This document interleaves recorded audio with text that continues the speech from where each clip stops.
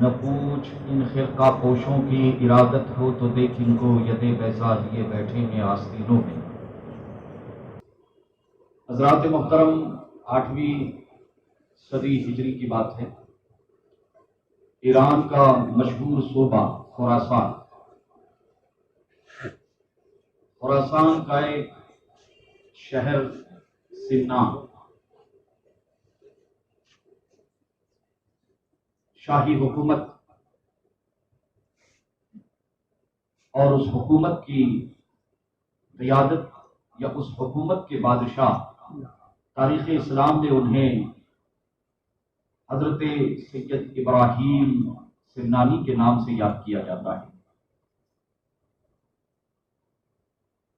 حسینی سادات کا عظیم گھرانہ ہے۔ یہ گھرانہ صرف دنیاوی تخت و تاج ہی کا بادشاہ نہیں بلکہ یہ روحانیت کے بھی بادشاہ تھے۔ تہجد گزار، قیام اللیل، صائم الدہر، تقوی اور طہارت میں اپنی مثال آپ تھے۔ اسی سمنان کی بات ہے، 8ویں صدی ہجری کا آغاز ہے۔ اس شہر کے ارد گرد بادشاہ حضرت سیدنا ابراہیم سمنانی رضی اللہ تعالیٰ عنہ نے ایک فصیل کھڑی کی تھی۔ فصیل باؤنڈری بنا کے رکھی تھی چاروں طرف سے، تاکہ رات کے وقت دروازہ بند کیا جائے اور شہر کے رہنے والوں کو، باشندگان سمنان کو کوئی تکلیف نہ ہو، کوئی پریشانی نہ ہو۔ فصیل پر رات کے وقت پہرا دینے کے لیے جو پہرے دار کھڑا ہوتا تھا، اس نے ایک عجیب آواز سنی اور ایک عجیب و غریب شخص کو دیکھا۔ دروازے کے سامنے اس نے اوپر سے دیکھا کہ دروازے کے سامنے سمنان شہر کا ایک مجذوب بزرگ، جسے تاریخ میں حضرت ابراہیم کہا جاتا ہے۔ اولیاء کرام کی متعدد قسمیں احادیث پاک میں اللہ کے رسول صلی اللہ تعالیٰ علیہ وسلم نے ہمیں بیان فرمائی۔ ولی اور ولایت یہ قرآن کے مواضع موضوع میں سے ایک موضوع ہے، قرآن کا ایک ٹاپک ہے۔ اللہ کے جو محبوب ہوتے ہیں، جو اللہ کے پیارے ہوتے ہیں، اللہ ان کو اپنا ولی فرماتا ہے کہ یہ میرے ولی ہیں، میرے دوست ہیں۔ اللہ انہیں کہتا ہے یہ میرے ہیں۔ بڑی شانیں ہیں ان کی۔ قرآن مجید میں اولیاء کرام کی طاقت، ان کی شخصیت، ان کی تقوی، ان کے تقوی طہارت، ان کی پرہیزگاری، ان کی للہیت، ان کے خلوص اور ان کی کرامتوں کا اللہ نے قرآن میں تذکرہ فرمایا ہے۔ نماز پڑھتے ہیں اللہ کے لیے، اللہ کے علاوہ کسی کے لیے سجدہ روا نہیں ہے، چاہے کوئی نبی ہو، چاہے کوئی رسول ہو، چاہے کوئی پیر ہو، سجدہ روا ہے تو صرف اللہ کے لیے۔ مگر تحیات میں جب ایک بندے مومن تحیات پڑھتا ہے تو اللہ نے اپنے محبوبوں کو بے یار و مددگار نہیں چھوڑا ہے۔ کتنی عظیم بات ہے، کبھی آپ غور کریں، ہم التحیات میں تشہد میں جب بیٹھتے ہیں تو التحیات پڑھتے ہیں، السلام علیکہ ایھا النبی کو، حضور کو سلام پیش کرتے ہیں، اور اس کے بعد السلام علیکہ ایھا النبی ورحمۃ اللہ وبرکاتہ والسلام علینا، تمام امت مسلمہ اس میں شامل ہو جاتی ہے۔ اور اس کے بعد وعلی عباد اللہ الصالحین، اللہ کے صالحین بندوں پر بھی سلام بھیجتے ہیں۔ تو ان کی عظمت کے لیے صرف اتنا بتا دینا کافی ہے کہ اولیاء کرام یہ کوئی دنیا کا ایرے غیر نتو خیرے کوئی عام مسلمان نہیں ہوتا ہے، بلکہ یہ اللہ کی فوج ہے۔ اللہ نے قرآن میں انہیں اپنا کہا ہے۔ اللہ نے فرمایا ہے قرآن میں، الا ان حزب اللہ هم المفلحون، یہ اولیاء کرام کی جماعت یہ میری جماعت ہے اور میری افواج میں سے ایک فوج ہے۔ ان کی زندگی کا مقصد، ان کی زندگی کا بعثت دین کی سربلندی اور دین کی نشر و اشاعت ہوتا ہے۔ تو یہ ایران کی خراسان سمنان کی سرزمین ہے، ایک اللہ کے ولی جن کا چرچا پورے ایران کی سرزمین پر تھا۔ حضرت ابراہیم اللہ کے مرزوق بندے ہیں، اور حدیث پاک میں حضور نے فرمایا ہے کہ اللہ کے کچھ مرزوق اولیاء ایسے ہوتے ہیں جن کے بال بکھرے پھرتے ہیں، جن کے چہرے پر، جسم پر میل کچیل ہوتا ہے، دھول اٹی ہوتی ہے، لیکن خدا کی بارگاہ میں وہ یاد خدا میں اپنے دل کو اس قدر معمور رکھتے ہیں، لَقَدْ اقسم علی اللہ لَأَبَرَّهُ، حدیث پاک میں حضور فرماتے ہیں کہ اگر یہ کسی بات کو زبان سے نکال دے تو اللہ سبحانہ و تعالیٰ ان کی بات کو کبھی رد نہیں فرماتا۔ تو وہ حضرت ابراہیم رضی اللہ تعالیٰ عنہ اللہ کے محبوب بندے قلعے کے سامنے، دروازے کے سامنے بالکل کھڑے ہیں اور ایک عجیب و غریب اعلان کرتے ہیں۔ یہ 8ویں صدی ہجری کی بات ہے۔ اعلان کیا ہے ذرا ہوش سے سنے، فرماتے ہیں خبردار، باملاحظہ، ہوشیار، اشرف زمانہ، جہانگیر دورہ تشریف لا رہے ہیں، یہ اعلان ہوتا ہے۔ خبردار، ہوشیار، یہ اللہ والوں کی شان، مجذوبوں کی خاص کر شان ایسے ہوتی ہے۔ اولیاء کرام کو سمجھنے کے لیے ایک ٹاپک ہے، عنوان ہے۔ کچھ لوگ جو ہیں ہمارے دین کے حوالے سے کچھ ایسی غلط فہمی کا شکار ہیں، وہ سمجھتے ہیں کہ اولیاء کرام کوئی ایرے گرے نتو خیر و معمولی انسان ہوتے ہیں۔ انہیں میں دعوت فکر دیتا ہوں، انہیں قرآن پڑھنا چاہیے، قرآن کو سمجھنا چاہیے۔ قرآن سمجھنے کی کتاب ہے، ہدایت کی کتاب ہے، ان کی شانیں اللہ نے بیان فرمائی۔ تو وہ اعلان کرتے ہیں خبردار، ہوشیار، باملاحظہ، ہوشیار، اشرف زمانہ، اشرف دورہ، جہانگیر زمانہ تشریف لا رہی ہے۔ یہ اعلان ہو رہا تھا اور اچانک فصیل پر جو شخص کھڑا تھا، جو سپاہی کھڑا تھا، اس نے دیکھا اور بس پلک جھپکی، چند لمحوں کے بعد دیکھا کہ دروازہ بند ہے۔ جس نے اعلان کیا تھا وہ قلعے میں داخل ہو چکا ہے۔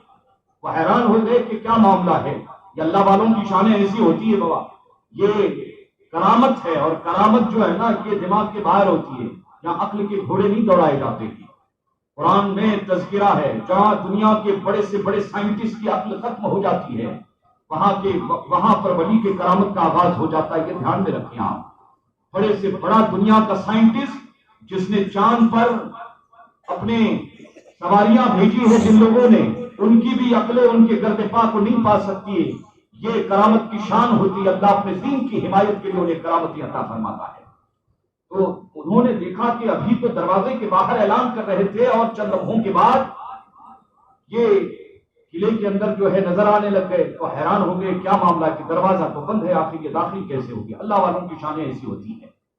تو بہرکیف تھوڑی دیر کے بعد جب وہ نیچے اترے، شہر والوں نے دیکھا، جو اندر لوگ تھے، بعض لوگوں نے دیکھا کہ حضرت ابراہیم آج ہمارے قلعے کے اندر داخل ہو گئے اور عجیب اعلان کر رہے ہیں۔ تو حیران بھی تھے کہ کس کا اعلان ہو رہا ہے، کچھ سمجھ میں نہیں آ رہا ہے۔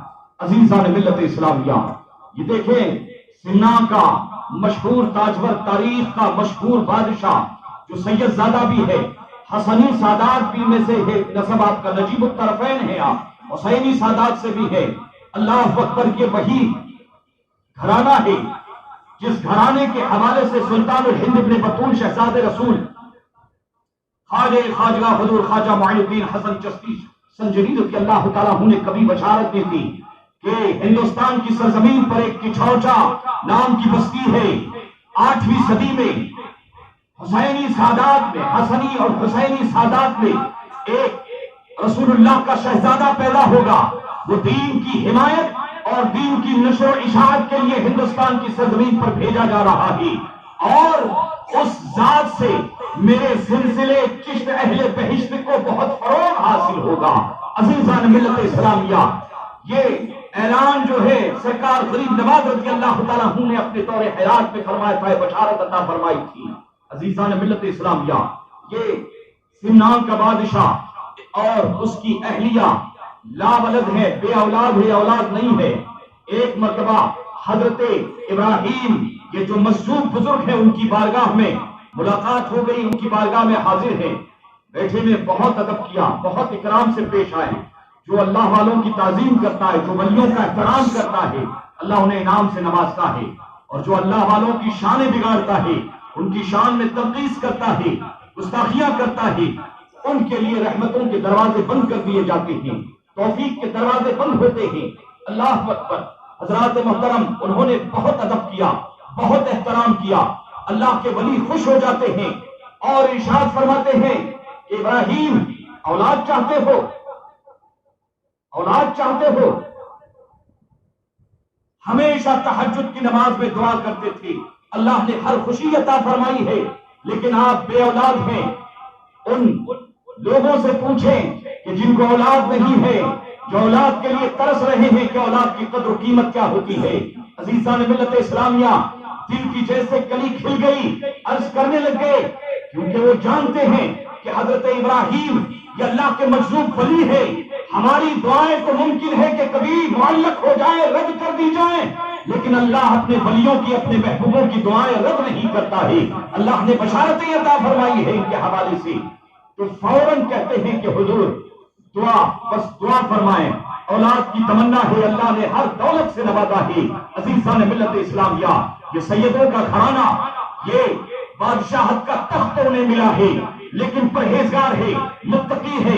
صرف نماز پنجگانہ ہی کے نہیں بلکہ تہجد کی نماز کے بھی پابند ہے. تاریخ اسلام میں ایسے بادشاہ بہت کم ملتے ہیں. عزیزان ملت اسلامیہ، حضرت ابراہیم دعا کی درخواست کرتے ہیں. دعا کے لیے ہاتھ اٹھائیں اور بشارت دی کہ اللہ سبحانہ و تعالیٰ تمہیں یقیناً اولاد عطا فرمائے گا. عزیزان ملت اسلامیہ، دل کی کلی کھل جاتی ہے، دعا مقبول ہو جاتی ہے. اللہ اکبر. اس کے بعد مورخین لکھتے ہیں کہ نبی کریم صلی اللہ تعالی علیہ وسلم نے حضرت مخدوم اشرف جہانگیر سمنانی رضی اللہ تعالیٰ عنہ کی ولادت سے چند دن پہلے آ کر آپ کے والد گرامی جو سیدزادے ہیں، حضور کے شہزادے ہیں، بشارت دی کہ بیٹا ابراہیم تمہارے گھر میں 2 شہزادے تشریف لا رہے ہیں. اللہ کے نبی بشارت دیتے ہیں کہ 2 شہزادے اللہ تمہیں عطا فرمائے گا. نام تمہیں میں عطا کر رہا ہوں. پہلے بیٹے کا نام اشرف رکھنا اور دوسرے بیٹے کا نام عارف رکھنا. پہلے بیٹے کا نام اشرف رکھنا. عزیزان ملت اسلامیہ، جو اللہ والے ہوتے ہیں نا، ان کی بڑی شانیں ہوتی ہیں. بابا آج معلوم نہیں امت کو کیا ہو گیا ہے کہ حضور کو کچھ خبر نہیں ہوتی، حضور کچھ نہیں. کیا جس نبی کا ہم کلمہ پڑھتے ہیں وہ اتنے کمزور ہیں کہ اللہ نے انہیں یار و مددگار بھیجا ہے دنیا میں؟ نہیں. اللہ والوں کی، نبیوں کی، رسولوں کی شانیں ہوتی ہے. اللہ نے ان کو ترسیلی قوتیں عطا فرمائی ہے. ذرا قرآن کا وہ عنوان کبھی پڑھیں جس میں اللہ نے صرف نماز، روزہ، حج، زکات احکامات نہیں بلکہ رسولوں کی قوت کا بھی تذکرہ فرمایا ہے کہ اللہ نے اپنے محبوبوں کو کیسی ترسیلی قوت عطا فرمائی ہے. عزیزان ملت اسلامیہ، حضور تشریف بھی لا رہے ہیں اور بشارت بھی دے رہے ہیں. اور یاد رکھیں کہ جب نبی کسی کے خواب میں آتے ہیں تو یقیناً وہ نبی ہوتے ہیں. اس لیے حضور فرماتے ہیں کہ اللہ نے ابلیس کو یہ قوت نہیں دی ہے کہ وہ خواب میں بھی میری شکل میں آ جائے. نبی کے خواب سچے ہوتے ہیں، نبی کے خواب سچے ہوتے ہیں. نبی کریم صلی اللہ تعالیٰ علیہ وسلم نے بشارت دی تھی.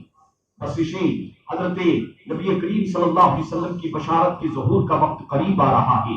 اور 8ویں صدی ہجری کے اوائل میں حضرت مخدوم جہانگیر سمنانی رضی اللہ تعالیٰ عنہ کی ولادت سے 3 مہینے پہلے حضرت ابراہیم یہ مجذوب بزرگ سمنان کی سرزمین پر گلی کوچوں میں 3 مہینے تک اعلان کر رہے ہیں، باادب،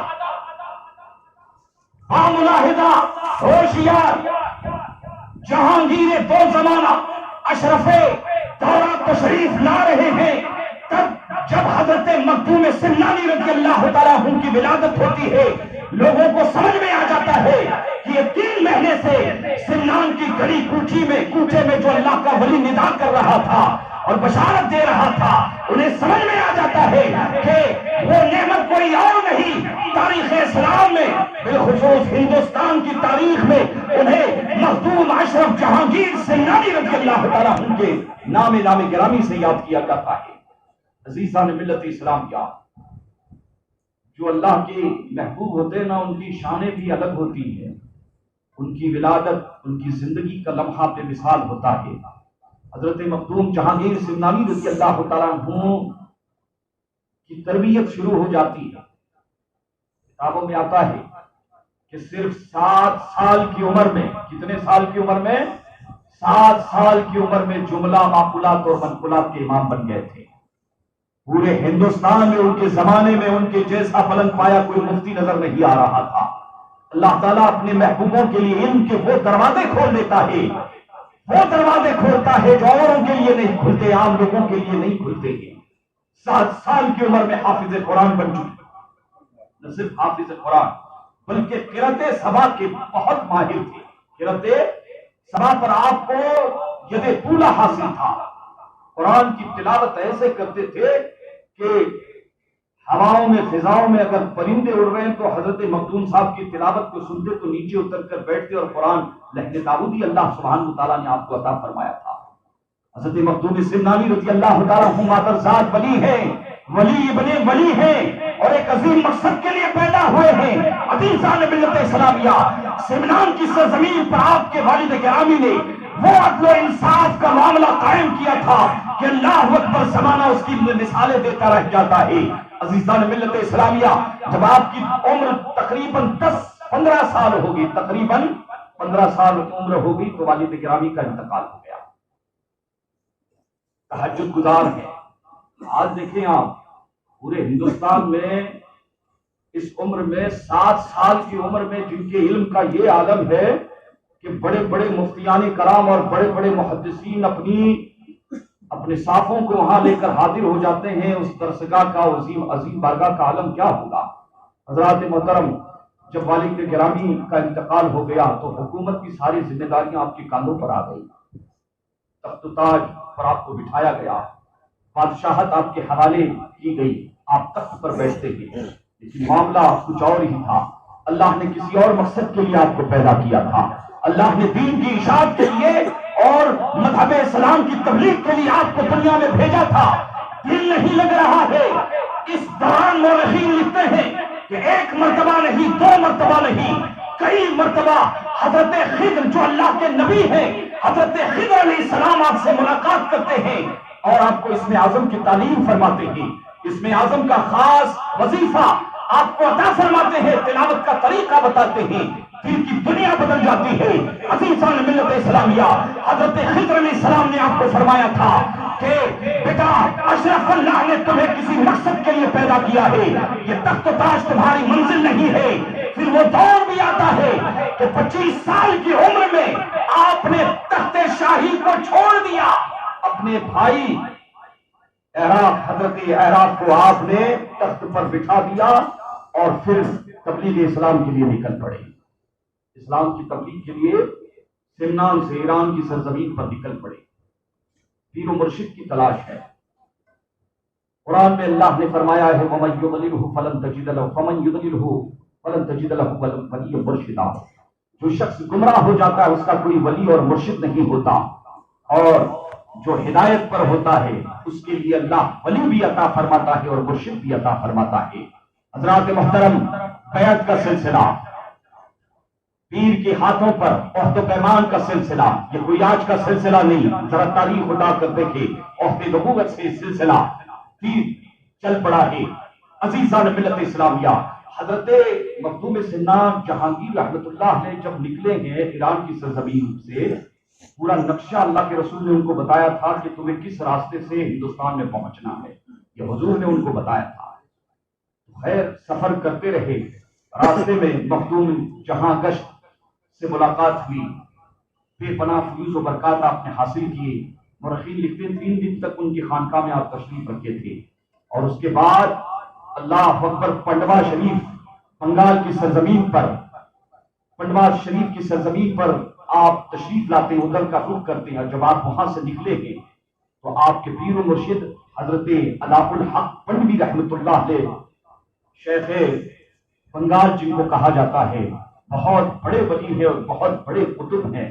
عزیزان ملت اسلامیہ، راستے میں جب آپ تشریف لا رہے تھے اپنے پیر و مرشد کی بارگاہ میں تشریف لانے سے پہلے، جانتے ہیں کہ بہار سے ہوتے ہوئے آپ تشریف لائے۔ کہاں سے ہوتے ہوئے؟ بہار سے ہوتے ہوئے آپ تشریف لائے۔ بہار میں عظیم خانقاہ ہے، مخدوم بہار، قطب بہار حضرت یحییٰ شرف منیری رحمت اللہ علیہ کے انتقال کا وقت قریب آ جاتا ہے۔ ہندوستان کے اولیاء کی تاریخ کا ایک معتمد نام حضرت یحییٰ شرف منیری ہے۔ وصیت فرماتے ہیں کہ میرے مریدوں، میرے انتقال کا وقت قریب آ چکا ہے، یاد رکھنا کہ میری نماز جنازہ تم میں سے یا بہار میں سے کوئی نہیں پڑھائے گا۔ میری نماز جنازہ پڑھانے کے لیے اللہ کے حکم سے ایک سید آ رہا ہے، وہ حسنی حسینی سید ہوگا، وہ اللہ کا محبوب ہے، وہ اللہ کا پیارا ہے، اس کے علاوہ کوئی میری نماز جنازہ، اور نام بھی بتا دیا کہ اس کا نام اشرف ہوگا، اس کے جسم پر جب آئے گا تو ایک کالا کنبل تمہیں ملے گا، اس کی داڑھی شریف ایسا ہے، اس کا چہرہ نورانی ہے، پورا نقشہ کھینچ کر پیر و مرشد نے بتا دیا تھا۔ عزیزان ملت اسلامیہ، پیر و مرشد کا حضرت یحییٰ شرف منیری رحمت اللہ علیہ کا انتقال ہو گیا۔ جانتے انتقال ہوتے ہی اب مریدین ڈھونڈنے لگے کہ حضرت کی نماز جنازہ تو حضرت نے وصیت کی، آخر آنا تو ہے، کون ہے؟ ذرا علاقے سے باہر گئے تو کیا دیکھتے ہیں کہ حضرت نے جس ذات کے بارے میں شخصیت کا جو ہمیں جو نمونہ جو پیش کیا تھا، جو صورت بتائی تھی، ملاقات کی، کہ آپ ایران سے تشریف لائے، کہا جی، کہا آپ کا نام اشرف ہے، کہا جی، کہا آپ حسنی حسینی سادات نجیب الطرفین ہے، کہا جی، تو کہا حضور تشریف لائے، آپ ہی کا انتظار ہے۔ عزیزان ملت اسلامیہ، حضرت مخدوم سمنانی رضی اللہ تعالیٰ عنہ تشریف لاتے ہیں اور آپ کی وصیت کے مطابق، حضرت یحییٰ شرف منیری رحمۃ اللہ علیہ کی وصیت کے مطابق ان کی نماز جنازہ حضرت مخدوم سمنانی رضی اللہ تعالیٰ عنہ پڑھاتے ہیں۔ نماز پڑھائے، نماز کے پڑھانے کے بعد اچانک ایک معاملہ ہوا، تاریخ اٹھا کر دیکھیں، مورخین لکھتے ہیں کہ مریدین جب حضرت یحییٰ شرف منیری رحمۃ اللہ علیہ کو دفن کر کے چلے گئے، واپس چلے گئے، جانے کے بعد اچانک حضرت یحییٰ شرف منیری، یہ کوئی معمولی شخصیت نہیں ہے، یہ ہندوستان کی تاریخ کا مستند نام ہے، اللہ اکبر، اللہ کے کتب ہے، قبر سے ہاتھ نکالا ہے اور ہاتھ ویسے کی ویسے باہر ہے۔ حضرت یحییٰ شرف منیری رحمۃ اللہ علیہ نے قبر سے ہاتھ نکالا ہے، ہاتھ ویسے کی ویسے اندر نہیں جا رہا، باہر، ہر طرف خوف و ہراس کا عالم تھا، معاملہ سمجھ میں نہیں آ رہا، کسی سے معاملہ حل نہیں ہو رہا ہے۔ مخدوم سمنانی رضی اللہ تعالیٰ عنہ جلوہ دار تھے، حضور کی خدمت میں حاضر ہوئے، کہا اے رسول اللہ کے شہزادے، اے ولی ابن ولی، پیر و مرشد کا ہاتھ قبر سے باہر نکلا ہے، معاملہ کچھ سمجھ میں نہیں آ رہا ہے۔ یاد رکھے کہ اس زمانے میں بھی مسلمانوں کا یہ عقیدہ تھا کہ جو اللہ کا ولی ہوتا ہے وہ اپنی قبر میں زندہ ہوتا ہے، یہ عقیدہ اس زمانے میں بھی 8ویں صدی ہجری میں بھی موجود تھا۔ وہ حضرت مخدوم سمنانی کا کہتے ہیں کہ حضور آپ بتائیں کہ ہاتھ اندر نہیں جا رہا، قبر سے ہاتھ باہر نکلا ہے۔ تو حضرت نے مراقبہ کیا اور مراقبے کے ساتھ جب آپ فارغ ہوئے تو ارشاد فرماتے ہیں، مراقبے میں پتہ یہ چلا ہے کہ حضرت یحییٰ شرف منیری رحمۃ اللہ علیہ کو رجال الغیب کی طرف سے ایک ٹوپی ملی تھی اور حضرت نے یہ وصیت فرمائی تھی کہ تبرک کے طور پر میرے انتقال کے بعد اس ٹوپی کو میری قبر میں رکھا جائے۔ حضرت اس ٹوپی کو مانگ رہے ہیں۔ یہ ولیوں کی شان ہوتی ہے بابا، یہ اللہ والوں کی شان ہوتی ہے۔ تو حضرت یحییٰ شرف منیری رحمۃ اللہ علیہ کو جب ٹوپی دی گئی، مریدینوں کہا حضرت کی ٹوپی تو ہم نے چھپا کے رکھی تھی، جیسے پیش کی آپ نے ٹوپی لی اور ہاتھ آپ کا اندر چلا گیا، رات میں سوئے۔ یحییٰ شرف منیری رحمۃ اللہ علیہ خواب میں تشریف لاتے ہیں کہ بیٹا اے سیدزادے، اے ابن رسول، تمہارے لیے میری طرف سے جبہ فلاں جگہ پر رکھا ہوا ہے، وہ جبہ تمہارے لیے میری طرف سے امانت ہے، خلفۂ خلافت ہے، اسے تم لے لینا۔ دوسرے دن حضرت نے کہا، مریدوں کو جمع کیا، کہا حضرت نے مجھے حکم دیا ہے کہ وہ جبہ جو تمہارے تم میں سے کسی کے پاس ہے وہ جبہ، کہا حضرت کا، ہمارے حضرت کا جبہ ہم آپ کو نہیں دیں گے، حضرت کو دینے تیار نہیں جبہ مخدوم صاحب کو، کہا ٹھیک ہے حضرت کی قبر پر رکھ دو۔ حضرت مخدوم بہار حضرت یحییٰ شرف منیری رحمۃ اللہ علیہ کی قبر پر رکھ دینا، کہ جو اٹھا لے گا جبہ اس کا ہوگا۔ مریدوں نے لا کر جبہ حضرت کی قبر پر رکھا، یکے بعد دیگرے دعویٰ کرنے والے آتے رہے، جبے کو اٹھانے کی کوشش کرتے رہے، لیکن جبہ کوئی اٹھا نہ سکا۔ مخدوم سمنا آگے بڑھتے ہیں، بسم اللہ کہہ کے جبے کو اٹھا لیتے ہیں اور پہن لیتے ہیں۔ رات میں محفل سما تھی، محفل سما میں جبہ پہنا تو حضرت پر فجر طاری ہوا۔ محفل سما کے بعد آپ نے جبہ اٹھا کر کسی کو واپس کسی مرید کو دے دیا، کہنے لگے حضور یہ جبہ تو آپ کے لیے بطور کرامت اور بطور اعزاز تھا، کہ جبے میں کچھ نہیں ہے، جبے کے جو اسرار تھے وہ پہنتے ہی اللہ نے مجھے عطا فرما دیے ہیں۔ اب جبے میں کچھ نہیں ہے، یہ تو کپڑا ہے، جو اسرار ولایت کے تبرکات ملنے تھے اللہ نے مجھے عطا فرما دیے ہیں۔ عزیزان ملت اسلامیہ، حضرت مکتوم سمنانی رضی اللہ تعالیٰ عنہ نے ہندوستان کی سرزمین پر وہ اسلام کی تبلیغ فرمائی ہے۔ اللہ اکبر، ان کی تبلیغ عاشقانہ ہے، ان کی تبلیغ صوفیانہ ہے۔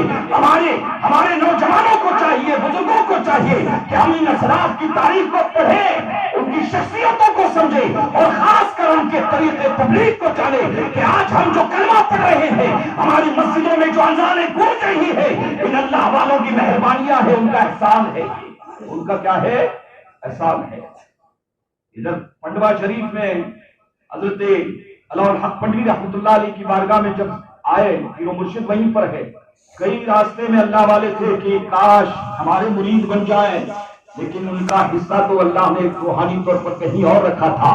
حضرت مخدوم سمنانی رضی اللہ تعالیٰ عنہ اپنے پیر کی تلاش میں نکلے ہیں۔ یاد رکھیں، مورخین لکھتے ہیں کہ مخدوم سمنانی رضی اللہ تعالیٰ عنہ جب پنڈوا شریف میں داخل ہوتے ہیں، آپ کے پیر و مرشد کو آپ کی ذات پر ایسا ناز ہے اور ایسا فخر ہے، لوگ اپنے پیر پر ناز کرتے ہیں، لیکن مخدوم سمنا تاریخ کا وہ شرمین نام ہے کہ ان کا پیر کہتا ہے مجھے میرے اس مرید پر ناز ہے۔ اللہ اکبر۔ حضرت مخدوم سمنانی رضی اللہ تعالیٰ عنہ کے استقبال کے لیے ان کے پیر و مرشد اپنی خانقاہ کو چھوڑ کر باہر تشریف لاتے ہیں اور پھر کہتے ہیں کہ شہزادے، آج 2 سالوں سے تمہارا انتظار ہے، جو امانتیں میرے پاس میرے بزرگوں نے دی ہے اور وہ تمہیں پہنچانی ہے، آؤ اور اسے لے لو، وہ ساری امانتیں تمہاری ہیں۔ کہا بیٹا ایک بار نہیں، جب تم یہاں خانقاہ میں بالکل قریب پہنچے ہو 70 مرتبہ، ایک مرتبہ نہیں 70 مرتبہ حضرت خضر علیہ السلام میرے پاس آئے ہیں اور انہوں نے مجھے خبر دی ہے کہ مخدوم سمنانی آ رہا ہے، اس کے استقبال کے لیے کھڑے ہو جاؤ۔ اللہ والوں کی بڑی شانیں ہیں۔ ہندوستان کی سرزمین پر اسلام پھیلا ہے، اسلام پھلا پھولا ہے، تو اولیاء کرام کی قربانیاں ہیں، ان کی تبلیغ ہے۔ مسلمانوں، اولیاء کرام کی عظمتوں کو سمجھو، انہیں معمولی نہ سمجھو، انہیں اللہ نے بڑی شان عطا فرمائی ہے۔ 28 محرم کو آپ کا عرس پاک ہوتا ہے۔ ہندوستان میں آج بھی ان کے بازار پر اتنے فیوز و برکات ہیں، جادو ٹونا اور آصف وغیرہ کا۔ محدث عبداللہ تہلوی صاحب نے اخبار اختیار میں لکھا ہے، اخبار الاختیار میں، کہ تریاق ہے حضرت کی بارگاہ، جو مسئلہ یہ سب جو مسائل روحانی کئی حل نہیں ہوتے، حضرت کے یہاں جائیں، حضرت کے نام میں اور ان کی ذات میں اللہ نے وہ برکتیں رکھی، اللہ نے برکتیں رکھی ہے۔ تو یہ اللہ والوں کی شان